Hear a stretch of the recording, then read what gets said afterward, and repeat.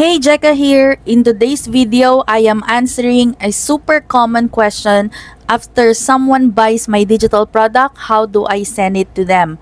Plus, ipapakita ko sa inyo kung ano yung kind of link na dapat nyong ibigay sa inyong buyers to make sure that the delivery is smooth and professional. So if you're new here, don't forget to subscribe and hit that like button for more tips on digital product selling.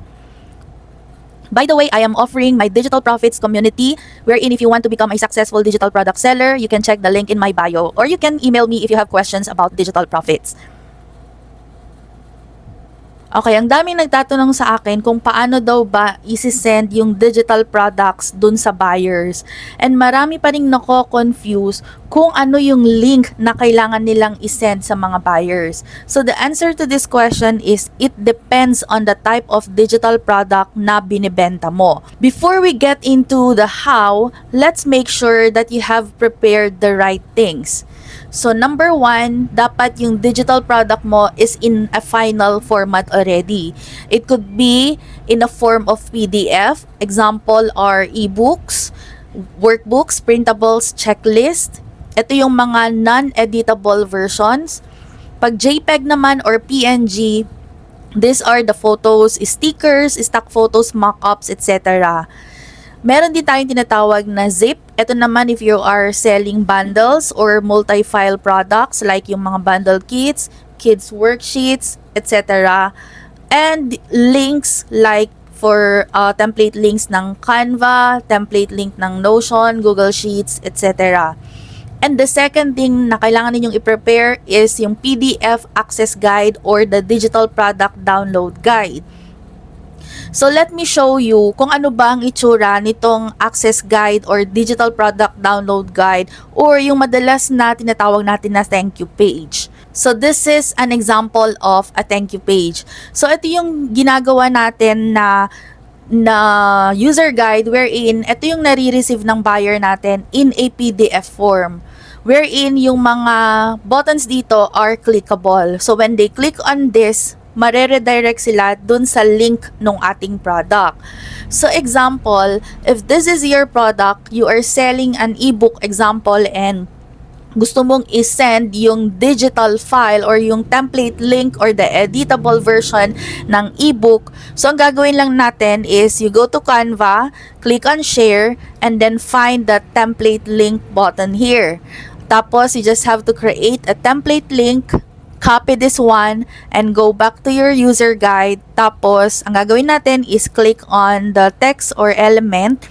Tapos, right-click. Tapos, click nyo lang yung link and paste the link na kinopy natin doon sa template link kanina. Aside from text, you can also do that on elements like mga shapes or mga graphics. So, same thing then. Pwede rin naman natin i-click yung more, then go to link, tapos i-paste lang natin yung link or the template link. And then, don't forget to download this as PDF. Okay? Kasi kapag PNG yan, hindi yan magiging clickable. PDF standard and then click download.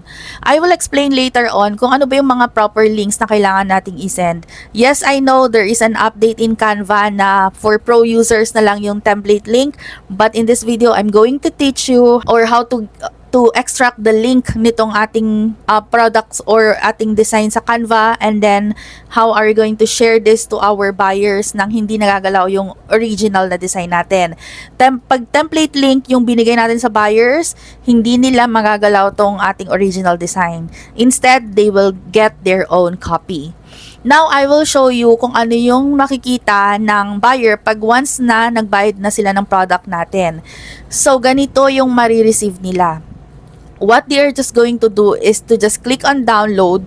So pag click nila yung download, mare-redirect sila dito sa Canva. And then may nakalagay dito na use template for a new design. So ganito yung makikita nila. Okay, so this one kasi gamit ko yung sarilong Canva. Pero kapag sila sa part ng buyers, ang makikita lang nilang link is yung use template for new design. So hindi nila to makikita. Ito lang yung makikita nila. So that's how you create a thank you page or user guide. Now, let's move on to the next topic, which is ano yung link na kailangan nating isend. Let's begin with the PDF, PNG, or JPEG digital products, or ito yung mga PDF, ebooks, worksheets, etc. or yung mga image files na binebenta natin as digital products. So, ang gagawin natin is we're going to use a Google Drive or Dropbox shareable link. So, ituturo ko sa inyo tong dalawang to na pwede ninyong gamitin to share your shareable link. So, nandito tayo ngayon sa Google Drive, and let's say I would like to send my customer yung ebook na ginawa ko. So, ang gagawin niya lang is to just click on new and then file upload, tapos i-upload nyo lang dito yung inyong product. So, let's say for example, this is the ebook that I have created. Ang gagawin lang natin is you just click on, ayan, upload na siya, just click on the folder, and then makikita na natin yung ating product. So, ito na siya. Ang gagawin nyo lang is to click on the three dots and then click share. Tapos, click ninyo yung share. Okay lang din naman na copy link, pero it's important na i-check natin yung access or yung general access muna. So, just click on share. And then, yung sa restricted, palitan lang natin siya ng anyone with the link. Tapos, after that, make sure that it's in a viewer role. Wag commenter, wag din editor, dapat viewer. And then, just click on copy. So, yung link na yon ngayon ang ibibigay natin sa ating buyer. So, it's either yung link mismo ang ilalagay natin or again, gagawa tayo ng ating digital download digital product guide. So, yung link na yon na kinapin natin, yun yung pwede nating ilagay dito. So, delete lang natin yan. Let's just delete this one. So, let's just click on that. And then, pwede namang diretso na Control V. And then, same dun sa element, Control V. And then, let's download it as PDF. And, ayan. So, ito na siya. Ito na yung marireceive ng ating buyer. So, whenever they click on this one, they will be redirected to the Google Drive link na shinare natin. Okay? Next naman is yung ating Dropbox. Mind you, dito sa Dropbox, pag nag-sign up kayo, it's like Google Drive din. Yun nga lang, may mga payment kasi to, unlike sa Google Drive na pwede mo siyang gamitin na for free. But don't worry, you can still use it for free. Just click on continue with 2 gig Dropbox basic plan. Click nyo lang yan and then magkakaroon na kayo ng sarili ninyong account. So, ganito yung itsura niya. So, similar din siya sa Google Drive. Ang gagawin lang natin is we're just going to upload a file. Let's say the ebook. Okay, this is an ebook. So, let's just wait for it to upload. So, pag nag-upload na siya, ang gagawin nyo lang is just click on copy link. Ayan, yun yung maganda dito kasi automatically nandito na yung copy link niya. Or, pwede rin naman i-copy nyo dito. Just click on share. Tapos, i-copy nyo lang yung link. Tapos, yun yung ilalagay naman natin halimbawa dito. Ayan. So, ganun din ulit. So, ang makikita ng buyer natin pag na-receive nila yung link na yon is eto. Eto. Nasa Dropbox na siya. Now, if you are selling Canva templates, eto na yung dalawang ways on how you can share the template link to your buyers. Going back to this one, if eto yung gusto ninyong ibenta sa inyong buyers, ang gagawin nyo lang is just click on share and then look for the template link. Kung wala dito yung template link, punta kayo sa see all, then makikita nyo to. So, ito yung isi-send ninyo sa buyer. Ano bang itsura nito pag na-send na dun sa ating buyer? So, pag inopen ng buyer yung link, ganito yung makikita nila. Use template for new design. So, once they click on this, they will have their own copy of the template. Unfortunately, nagkaroon ng update ang Canva na available na lang ang template link for pro users. So, you have to upgrade your plan sa Canva para magamit mo yung template link. But what if you don't have the budget yet to upgrade? Pwede rin naman natin gamitin yung other way. Just click on the access level, click only you can access, and then click on anyone with the link. And then, palitan nyo to. This is very, very, very important. You have to change this to can view. Pag can edit, they can mess up your design. Pag can view, makikita lang ninyo yung design and then they can make their own copy. So, pag kinopy link, ito yung ibibigay ninyo dun sa buyer. if only you are using Canva free. So pag na-click na ng buyer natin yung link, ganito na yung makikita nila. You just have to add an instructions dun sa ating download guide. Na ipapakita ko na lang dito sa screen yung example para alam nila yung gagawin nila. First, kailangan naka-login sila sa Canva account nila. That's very important. Kasi kung hindi, hindi nila makikita tong make a copy dito. So, ang gagawin lang nila is to click on file and then click on make a copy. So, magkakaroon na sila ng sarili nilang copy ng ating design without messing up our original design. So, those are the two ways on how you can share your template link to your buyers. Next is yung Google Sheets template. So, kung nagbebenta ka ng Google Sheets templates, there are two ways on how you can share this to your buyer. I have been selling Google Sheets templates and nagkakaroon kasi ng problema dun sa isang link na nilalagay ko. Kaya nag-a-add ako ng another link na pwede nilang gawin to download or get a copy of their own Google Sheet template. So, yung first link na pwede natin i-share sa kanila is very simple lang. You just have to click on share and then change the general access into anyone with the link and then click viewer. Tapos, ito yung link na isisend natin sa buyer. So, ang gagawin lang nila dito is they will just make their own copy. Ganito yung makikita ng ating buyers. So, lagyan natin ng instructions ulit, katulad dun sa Canva, na they have to click on file and make a copy of their own. So, maglalagay ulit ako dito ng example ng instructions na pwede nyong ibigay sa inyong mga buyers. So, ayan, nagkaroon na sila ng sarili nilang copy. Another way naman na pwede natin i-share yung link is, ganun din, just click on copy.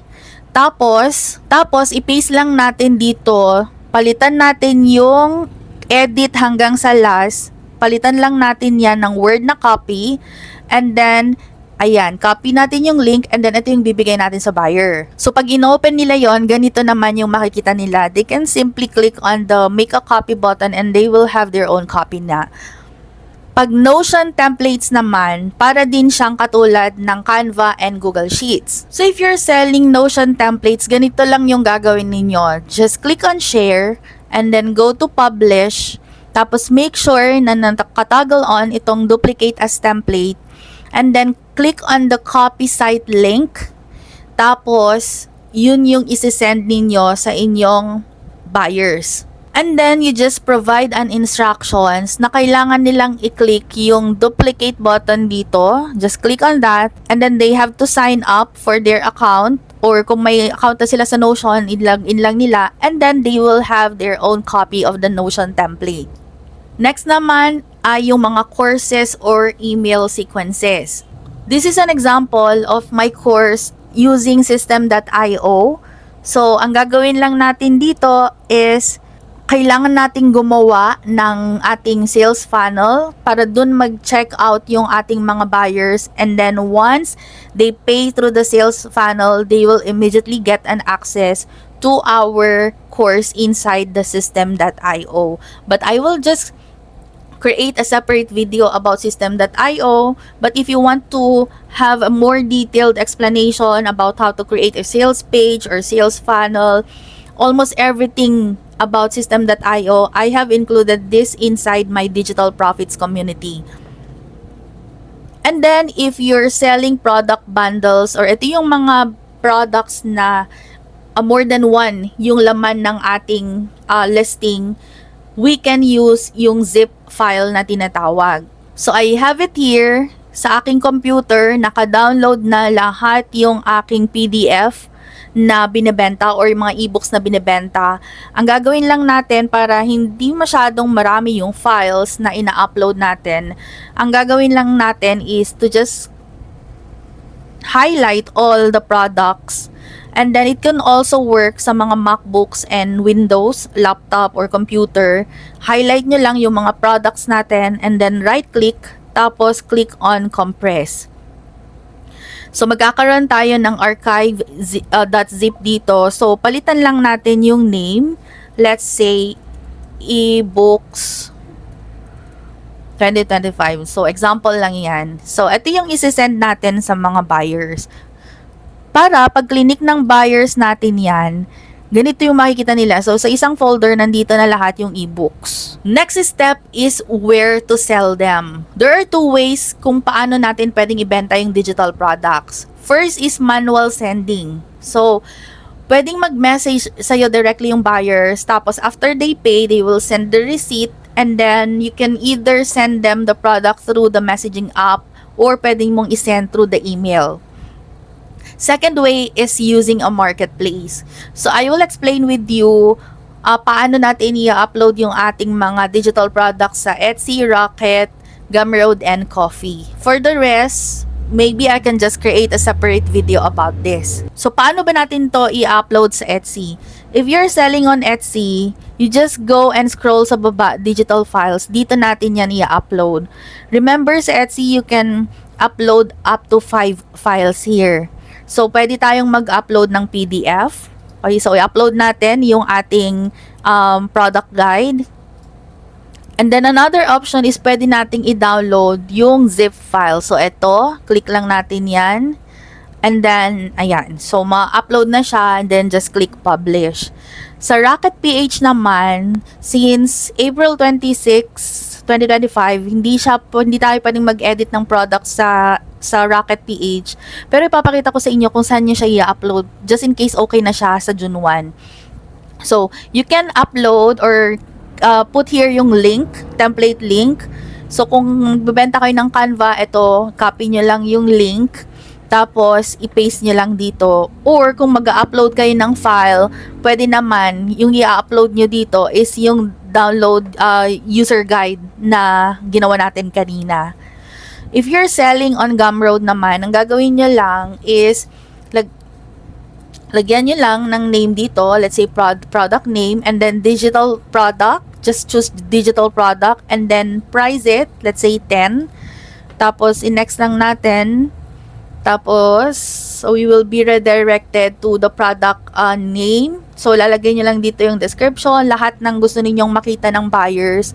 And then, dito sa content, dito natin ilalagay yung ating product. So, meron akong ginawang full tutorial about Gumroad. So, panoorin nyo na lang yon if you are interested to learn more about Gumroad.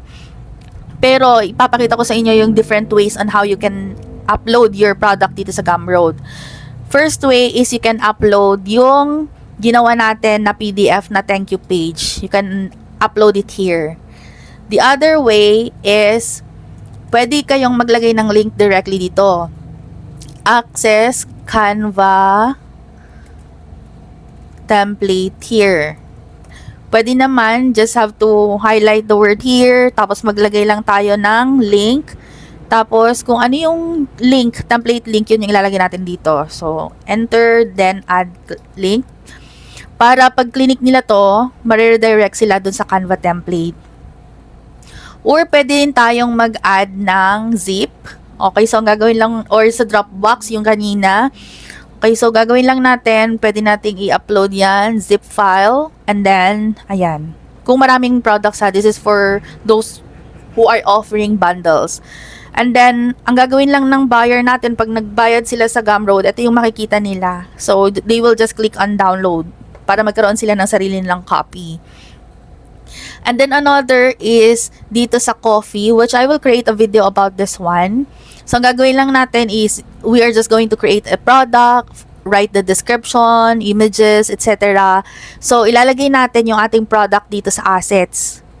So, ang gagawin lang natin is, you either upload a file, ayan, kung saan nandito yung ating link, or you can redirect your buyer to the link. So, para din siyang katulad sa Raket, ayan, kakopy mo lang yung template link, tapos ilalagay mo dito. Para pag nagbayad sila at pag successful yung payment nila, they will immediately be redirected dito sa link na to. So, yun lang naman yung mga links na pwede nating i-share sa ating mga buyers. So, yun lang naman. I hope hindi na kayo malilito kung ano yung mga links na kailangan nating isend sa ating mga buyers. If you have more questions, you can comment below and I will try to answer them.